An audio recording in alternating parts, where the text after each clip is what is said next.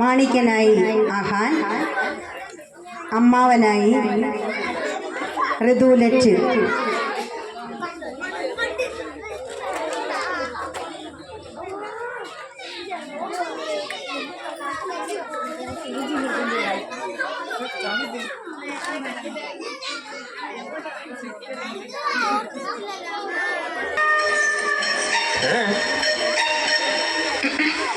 എന്നല്ല ആരാ മനസ്സിലായില്ല? കാർത്തുമ്പി. ആര് കാറ് തുപ്പി? ആരും കാറ് തുപ്പിയൊന്നുമില്ല. എന്റെ പേരാ ഞാൻ പറഞ്ഞത്, കാർത്തുമ്പിന്ന്. നിന്റെ പേര് ഊരുമെന്ന് എനിക്കറിയണ്ട. എന്തിനാ വണ്ടി കയറിയിരിക്കുന്നതാ ചോദിച്ചേ? എന്നോട് കയറിയിരുന്നോളം പറഞ്ഞു. ആര്?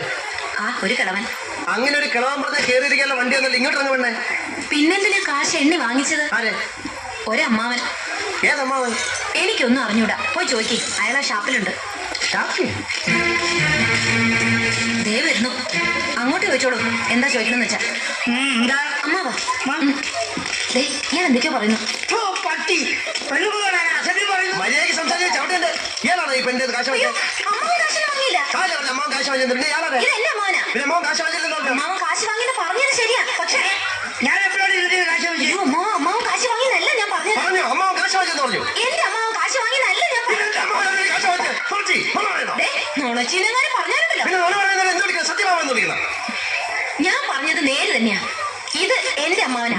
പണം വാങ്ങിയത് വേറൊരു അമ്മാവനാ. അയാളുടെ വണ്ടിയാന്ന് പറഞ്ഞിട്ടാ ഞാൻ കയറിയിരുന്നത്. അതൊക്കെ പോട്ടെ, ഇതൊക്കെ ചോദിക്കാൻ താനാരാ?